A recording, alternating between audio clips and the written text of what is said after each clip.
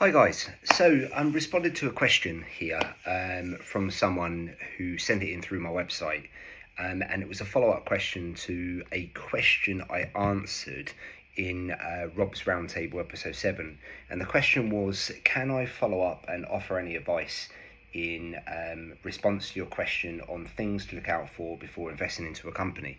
And I thought it was a great question, and the timing is perfect because I'm looking to start to introduce other areas that I'm really interested in and passionate about on my website that goes outside health and fitness. And for those that already know me, already are aware that I'm big on investment. I love the stock market. I used to teach it and miss it a hell of a lot, if I was to be honest. And I'd love to expand on it and to try and help anyone looking to maybe move into this area, or if they're already doing it, help them improve their knowledge within this area. And there's lots to talk about. And before we start, let me just say, nothing I say in this video should be misinterpreted as investment advice. I'm not an investment advisor. That is not my intention of talking about this. I'm only trying to offer some insight from my own perspective of what I've learned in my investment journey, and try to deconstruct a very complex area and help anyone if I can. And I love talking about this, so I could talk all day. So what I'm going to discuss today, is very broad, and if anyone wants me to go into an area of investing in a little bit more detail, by all means drop a question and or a comment, and I will do my best to accommodate it. So first off, what to look out for before investing into a company. Now I'm going to look at this from equity investments, so looking to invest into shares, because depending on the asset class, you're looking to invest into, whether it's bonds, derivatives, to a certain extent investment funds, or any other area, Bitcoin, it could very much differentiate the answer to that specific way of investing into that asset class. So we strictly talk about equities, or companies in the stock markets, for those that aren't very familiar with the term equities. Now, what to look out for. Now, first of all, I will start off by saying one of my biggest mistakes, and this was pointed out to me in great detail by my mentor who I used to work with, who pretty much asked me a series of questions just out of interest. We were having a conversation and I couldn't answer any of them because I didn't have a plan in place. And they were very simple questions, and I had no strategy, no thoughts about what I was doing when I was making an investment. So the first thing you should do above anything else is have some kind of plan in place, which talks or has something in writing about your intention behind investing. What's the type of strategy you're going to put into place, to make an investment? Now, I can't answer that for you because I don't know your personal situation, because every personal situation, and things like risk tolerances, these things are very individualized. My risk tolerance has gone down since I've had my son. Obviously before my son, when I very first started, the money I invested with was just free money. It wasn't money that I needed for living purposes. It's not to say that I was rich enough to just blow it, but I was doing very well without the money that I was putting into investing. So therefore it was free money where I was willing to lose it. Certainly didn't want to, but if I did lose it, then it's just kind of comes with the hobby of investing. Now, having a plan in place will solidify all those things like risk profiles, your strategy. What type of companies are you looking at? Are you going to focus on in the UK stock market, the US stock market? Are you going to divest your portfolio by looking into companies in different stock markets around the world? Are you going to invest it into one asset class or multiple? What kind of money are you willing to invest, and the time horizon in investing. Okay, are you looking to make a set of money, a pool of money, okay, by a specific date? Are you looking in the long term, short term? Are you looking for companies that offer an income, in other words, paying a dividend? Or are you solely looking to increase your capital by buying low, selling higher? Okay, all these things you should write down in your plan.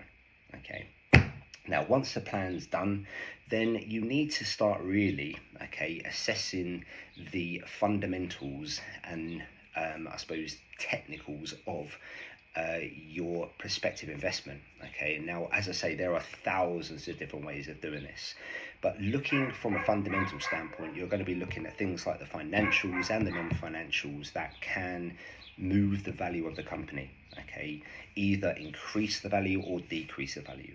Okay, now from a financial standpoint, there is a series of ratios. You've probably heard of a lot of them. P ratio is a famous one. Cash flow. You can look at the return of capital employed. You can look at the debt to equity ratio, the debt ratio in general. There's so many different things you can look at here, but these are kind of ratios that are analysing the company's fundamentals, the financials of the company, okay, and offer an insight into a particular measurement, okay, of the company. And the idea is to look at it and go back over 5 to 10 years, okay, I'd say minimum go back 5 years, and try to spot trends. If you've got a company where the cash flow is increasing every single year, it's a positive sign. It's not the only ratio you should consider, but it's a piece of the pie that can offer an insight into how that company has performed over that period of time. Okay, if you see the cash flow obviously rising, but the debt levels are rising at a greater extent, then obviously that's not a good sign. And obviously there are other things you need to look at, but just looking at these individually, okay, or both together, just these two, is building a picture, okay, into the fundamentals of the company. Now, from a non-financial standpoint, you can look at things like, oh, by the way, the ratios you can work out yourself by going on to the three common statements. Okay, so you've got the cash flow statement, you've got the balance sheet, and you've got the P&L, profit and loss. Okay, all these ratios, you can find the numbers to plug into those ratios, okay, within those sheets. And some broker websites like Hargreaves Lansdown, Fidelity, okay, all those type of broker websites do offer you the ratio, but I would prefer to go in and try to measure them yourself, okay, to give you a greater understanding of what you're looking at. Now, from a non-financial standpoint, okay, it's basically all the information non-financially that can affect the company's value. Okay, again, higher or lower value, okay, but you're looking at things like, from a non-financial standpoint, I mean, you've got industry, sector insight, okay, if the government are looking to bring out a piece of regulation that could affect, okay, that specific sector, that company that you're looking at, okay, in a different way. Does the company you're looking at offer some kind of brand value? If you think Coca-Cola is a household name, the brand of Coca-Cola is absolutely one of the most valuable things for Coca-Cola, okay, and it means that anyone looking to break into that specific sector are up against the likes of Coca-Cola. It's very hard to break in and take market share away from someone like Coca-Cola. Look at Apple, look at Microsoft. These are brand, okay, Goliaths in their own sector, and any company looking to break in to that sector and take market share from those companies, okay, are going to find it very hard. But these type of things, okay, are important to look at from a non-financial standpoint that can affect the value of your company. Okay, there are obviously multiple other things, okay, that you need to look at, but as I say, I'm only looking, okay, at certain things that can offer you some kind of help, okay, into what you're looking at. Okay, look at the company reports, look at director dealings. You know, it offers a lot of confidence, okay, that if you have directors working for that company, obviously the people with inside knowledge, if they're putting their own money, okay, on the line, investing into it, there's a lot of confidence, okay, there, or at least it can offer a bit of confidence that your money is going to be safe because the directors already put their money in there. Okay, look at the business. Okay, look at any material changes within that business that could add or detract value, okay, away from the company. Okay, director statements. Okay, look at their predictions, look at their forecast. There's so many things. You can see every single one of these. You could go into great detail, and this is why I'm trying to cover it in the shortest period of time. I'm sorry I'm speaking quite fast, okay, but there's a lot to cover, okay, from a broad perspective. And like I say, if you want me to go into any part of this in a little bit more detail, you're welcome to throw out a question or a comment, and I'll try to accommodate it. But these type of things, okay, will help you, okay, with analysing, okay, the company you're looking at, okay, to see if it's worthy of your investment or not. And don't forget, all of these need to fit in with that business plan, okay, because when you start to analyse the company, go back to your plan and see, well, does it fit into my strategy of investing? Because if you're, for example, got in your investment plan that you're looking very much to yield an income from your investments, then if that company, it might be sound fundamentals and non-financials are fantastic, but if they're not offering a dividend, that you're not going to receive any income. Okay, so therefore it's a great investment, but for your plan, okay, it doesn't fit within it. And then it's down to you whether you want to change that plan, okay, or stick with it, okay, and look for another company.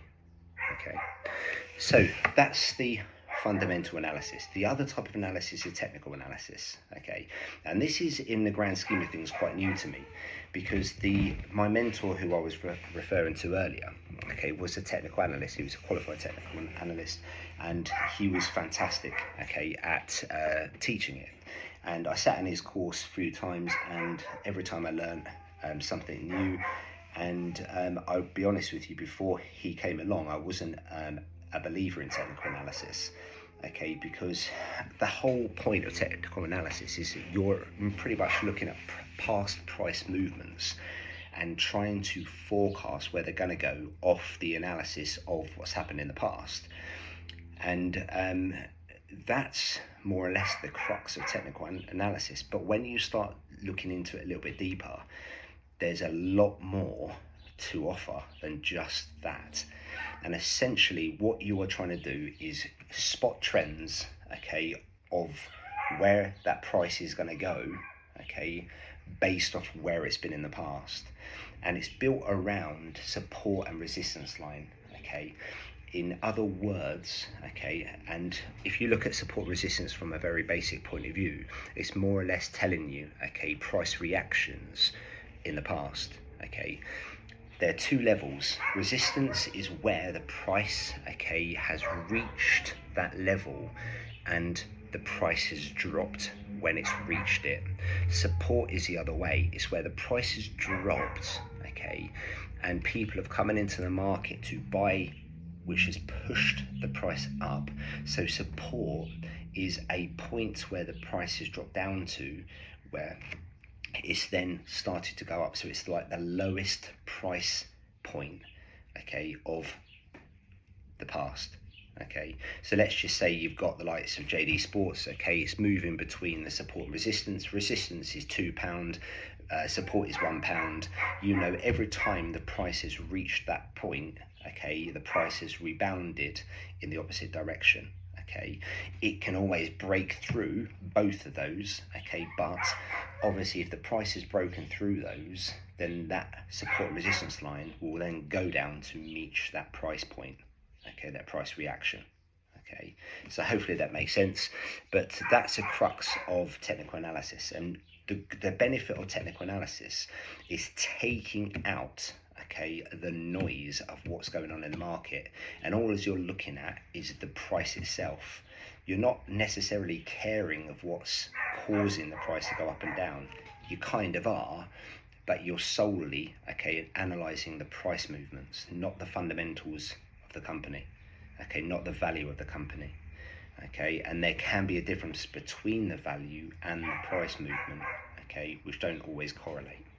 Okay, Obviously, you probably heard of different patterns like the candlesticks going up and down, and price moving in a valley direction. Okay, valley represents the price like this. Okay, where it's gone down but it's gone back up and it looks like a valley.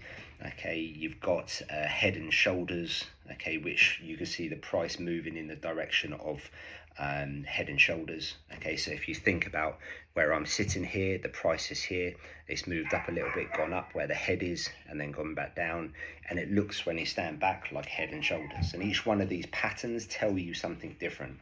Now, I was always taught that patterns don't really mean anything, but it does offer, okay, a little bit of insight about why potentially that price is moving in that particular way. Okay, and as I say, it's impossible for me to sit here and just explain them all because there are thousands of different patterns. Okay, and quite frankly, it's outside, okay, of my experience and knowledge. Okay, I don't really look at that. Okay, but I do look at the price. Okay, before I do make any investment or potential investment. Okay, or doing any type of analysis. The greatest way I can explain the difference between fundamental analysis and technical analysis is, I read this by a investor who was very famous for doing both, and the name escapes me, but they basically saying that fundamental analysis tells you what to buy, technical analysis tells you when to buy it. Okay, because if you think about that, fundamentals, okay, is dissecting the value of the company, but the price, okay, could determine when to buy and sell that particular stock. Okay, because obviously if the price is reaching a support level, you know, well, previously, okay, when the price has hit that support level, the price has gone back up once it reached it. Or if the price is moving up to the resistance level, okay, you know that might be an ideal time to sell it or avoid buying it, because in the past, when the price has reached that level, the price has come back down. Okay, so it can tell you, okay, when to buy or sell it, okay, depending on whether you're an owner or looking to be an owner. Okay, now that's pretty much, okay, everything I can explain without going into even more detail. Okay, but I think it's a great basic point of view to answer that question about things to look out for, okay, for before investing into a company. Okay, obviously we haven't even touched upon economics. There are some companies that obviously do better in a high interest rate environment, some in a low interest rate environment, depending on the debt levels they own.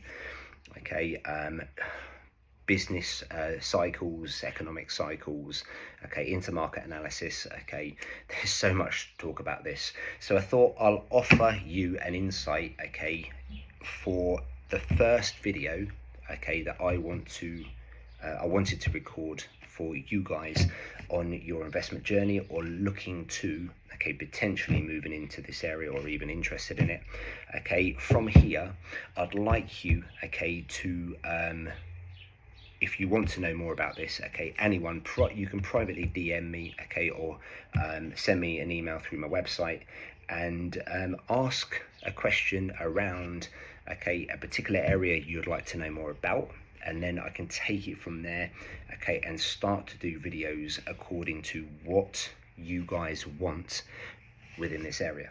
Okay, otherwise, as I say, this video is going to be way more than what it is now, just approaching 20 minutes. Okay, so guys, thank you very much if you've watched, okay, or got this far within the video. Like I said before, ask me anything you like, okay, and I'll be more than happy to accommodate if I can, okay, and make a video according to what you want to know more about. Guys, love you and leave you. Have a great rest of the day, and I will speak to you guys soon. Take care.